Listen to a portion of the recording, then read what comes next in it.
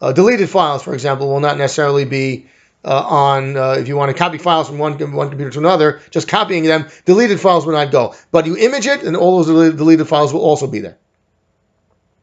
So it's best to do whatever you can while the computer is still running. Because if you have to turn it off and then you want to restart it later, you might require a password. And that's another problem. We don't want to have to try to find passwords, especially if the suspect is uncooperative about the passwords.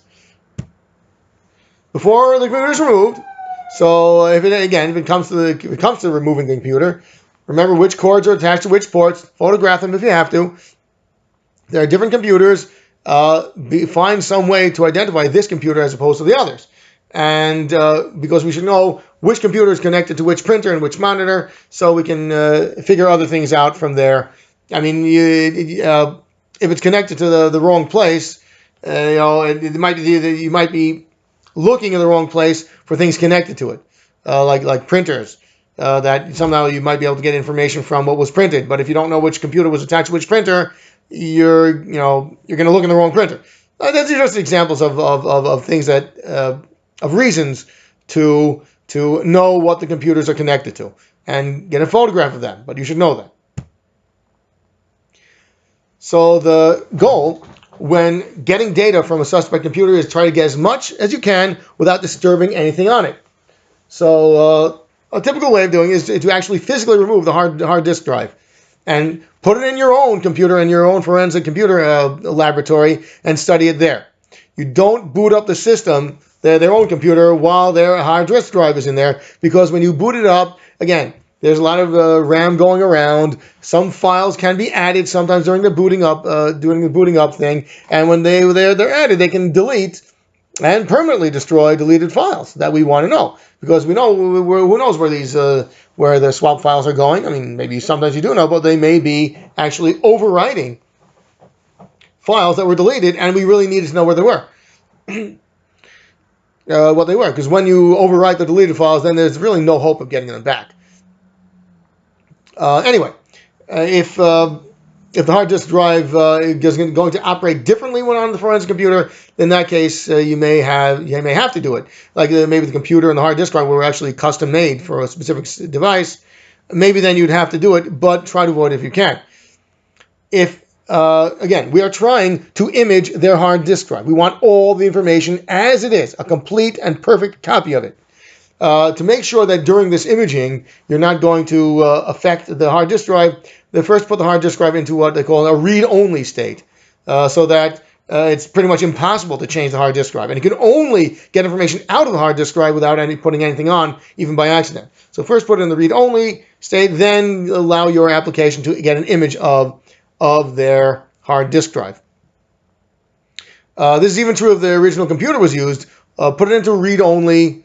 Put it in a read-only mode so that you're positive, or as positive as you can be, that hard disk drive will not have anything changed, because you need it in its pristine state to use as evidence. The obvious question any lawyer will say that if you get data off of their defendant's hard disk drive is, well, how do you know? Maybe you added data to yourself. How do we know that it was that all this incriminating evidence was there was really put there by the suspect? Maybe the forensic analyst people, maybe they put the information there, or maybe some unscrupulous police people who had access to it, they put the data because they really want this guy railroaded. So that's what lawyers are going to immediately demand. So what we do is we have these MD5 or SHA algorithms, and we will not go into them. It's really way beyond the scope of this, but again, a forensic computer analyst will know all about them. They'll run this before and after the hard disk drive was imaged.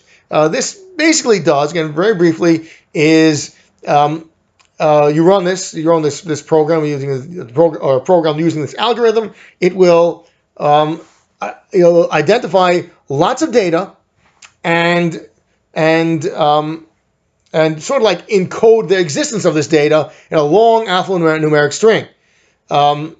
This is done before the imaging, and this number is saved and it's logged then when, let's say, the lawyer says, oh, how do I know? You might have changed it. Well, we give them the exact thing, and we tell them, hey, you run the same thing. And if the alphanumeric string is exactly the same after, we say, no, nothing whatsoever was changed. Turns out the MD5 is a little bit considered cryptographically insecure, but it's still not a problem yet, even though in theory it can be. It can be. It can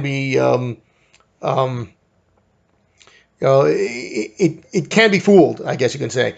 But still, the SHA algorithm is okay, but they still use the MD5 because so far it has not been a problem. So you have the Imaged HDD, which has exactly what the hard disk drive, all the data, everything the hard disk drive has. So it's a copy of the disk that has not a copy, by the way. Okay, a copy of the disk. If you just copy the way you copy files all the time, you click Control C and Control V, or you go to the menu, whatever it is, whatever it might be. You right click, copy, and you go to the menu, copy, and then you paste. Doing that, it will not have deleted data. It will not have a lot of the swap file information. It won't have slack space or information in the slack space. It won't have a lot of things, but it'll have the standard data like the Word files and anything that was not deleted. But an image will have everything, and sometimes these deleted files. I mean, there's a reason they were deleted. Maybe it's because there was incriminating evidence in them. But anyway, or there may be blank sections. They may have important information hidden in there in some way. The image is an exact duplicate, and it will have that.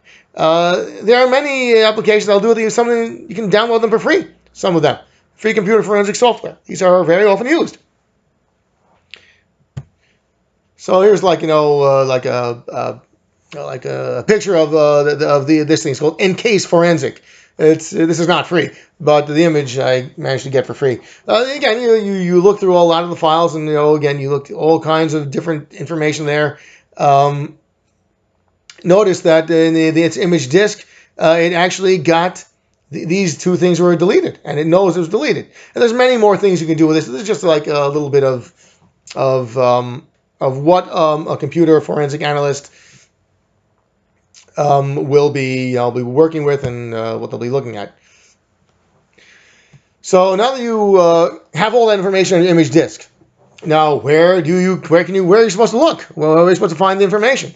So the more experienced the analyst, the more likely they'll be found. The evidence will be found.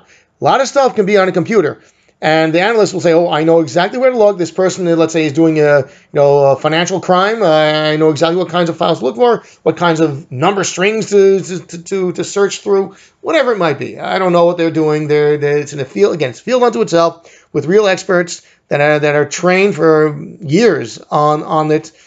I'm certainly not going to impart the information in this video. It just deals with forensics and the introduction to it. Anyway, so the more skilled they are, the more they're going to know where to look, and the more experience they have, the more they know where typically people hide things.